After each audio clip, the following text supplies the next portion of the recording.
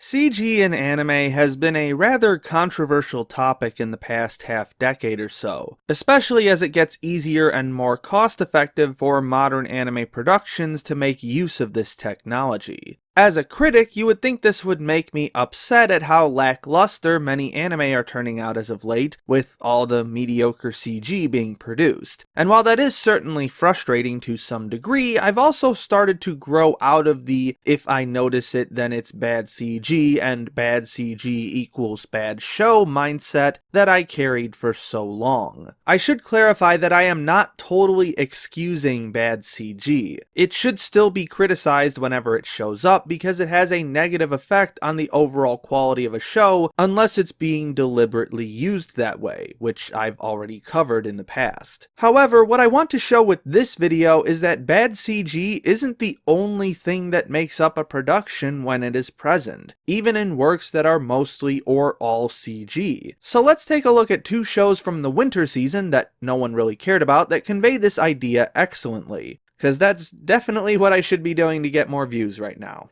First, let's take a look at the magnificent Kotobuki, the latest series from Tsutomu Mizushima, director of Shirobako and Another, though I think the more appropriate Mizushima work to compare Kotobuki to would be Girls und Panzer. Much like Panzer, Kotobuki is about a bunch of cute girls piloting World War-era military vehicles, this time with a focus on planes. The most peculiar aspect of this anime is that, aside from the planes, there is no clear line between what kind of object will be in CG versus traditional animation. Some characters are 2D, while some are CG, but they also aren't CG all the time. The backgrounds might be hand-drawn one moment and then CG the next. Consistency is not a word I would use to describe this production. And yet, this aspect of Kotobuki rarely bothered me because there were so many other things about the animation and general cinematography that were able to hold my attention instead. Even though he rarely works on straight-up action series, Mizushima is a stellar action director, especially when vehicular combat is involved, and Kotobuki is probably his best action showcase to date. One type of shot that Mizushima makes heavy use of throughout Kotobuki is a long POV shot with the camera positioned either in the cockpit or somewhere on the plane.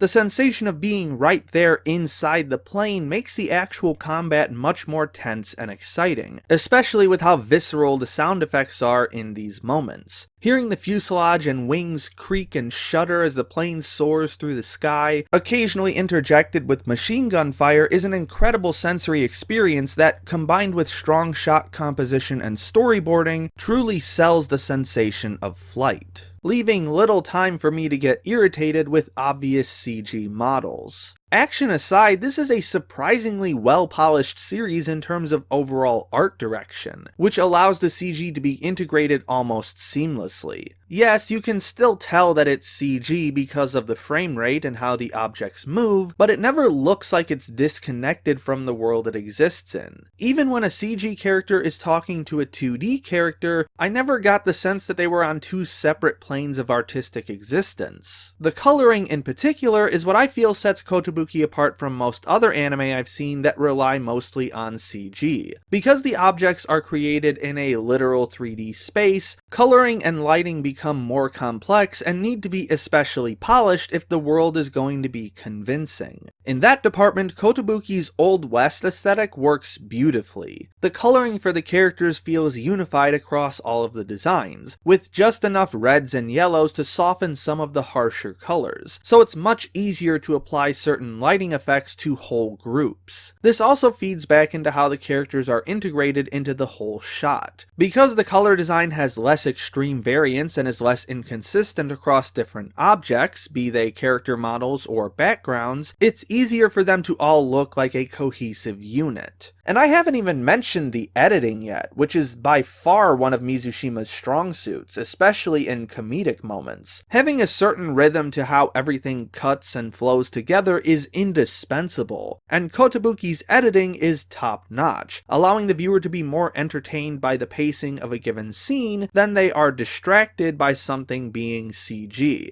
Okay, but what about when the CG is really bad? So bad that it looks like it was made in someone's basement by a single person. Well, for that we turn to our old friend Tatsuki of Kemono Friends fame, this time with his new series, Kemerikusa. Much like Kemono Friends, Kemerikusa is about a group of characters traversing a post-human society overrun by giant monsters, though with a sharp decrease in cast size this time around. And yes, the character models are basically at the same level they were in Kemono Friends, but much like Kemono Friends, what makes the series interesting is its atmosphere. Those who saw Kemono Friends might remember how its post-humanity setting was a huge contribution to the underlying mysterious tone of the series, as the viewer tries to piece everything together to figure out what happened and how Japari Park actually works. Kemerikusa does something similar, but for a completely opposite effect. Whereas Kemono Friends is upbeat and positive, treating its mystery as though it were some kind of game, Kemerikusa is more dark and foreboding, treating its mystery as some sort of threat that the characters either need to avoid entirely or eventually overcome.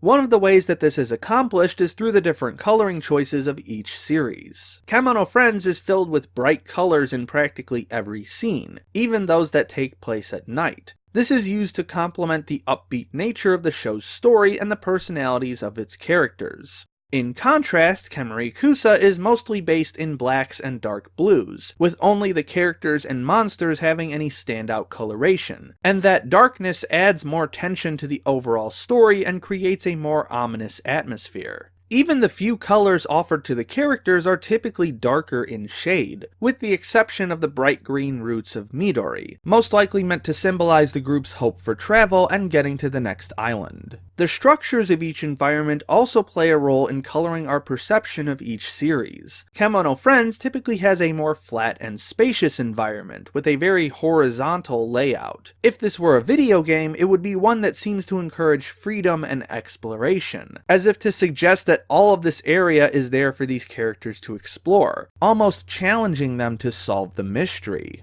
Kemerikusa offers the reverse. Whereas Kemono Friends is horizontal, Kemerikusa is vertical, with massive abandoned skyscrapers that reach towards the sky being densely packed together. Many of the areas feel cramped and difficult to move around in, thus making the environment more threatening, as though danger is just around the corner. Even the designs for each anime's respective monsters are effective for their goals. The ceruleans in Kemono Friends are very round and flexible in nature, making them feel less threatening when Serval and the others fight them. On the other hand, the Mushi in Kemerikusa are extremely rigid in structure, with each design being composed of dozens of pointed shapes, and their black bodies accented with deep red combined with the ever-encroaching red fog make them several times more intimidating in their respective fights. Shot composition and editing also play a major role in shaping Kemerikusa's aesthetics. While being able to create oppressive environments and sinister monsters is great on its own, it's the way they are shot and how the characters move around in them that really sells their effectiveness. In general, Kemerikusa likes to keep its characters at a distance, often filming them from a high angle, thus reinforcing how huge the environments are and how difficult it is for the characters to traverse them.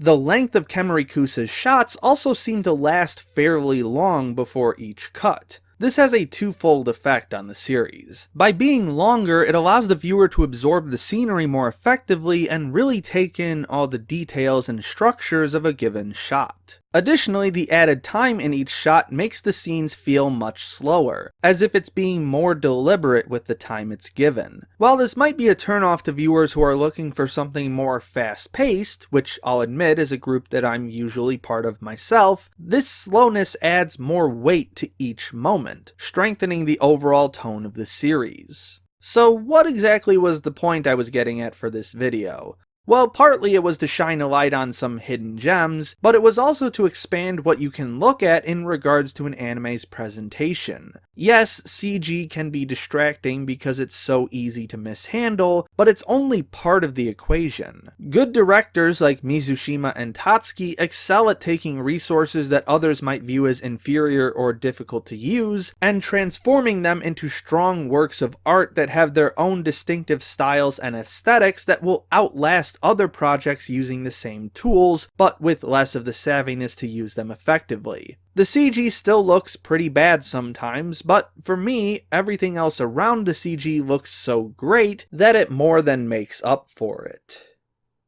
Special thanks to Jan Rogalski, Rourke Tenjoin, Christine Seibert, Call Me Catlord, Ember's fave roommate, Eugenio Mendoza, and all my other patrons for their generous support. My name is Ember, and I'll see you next time.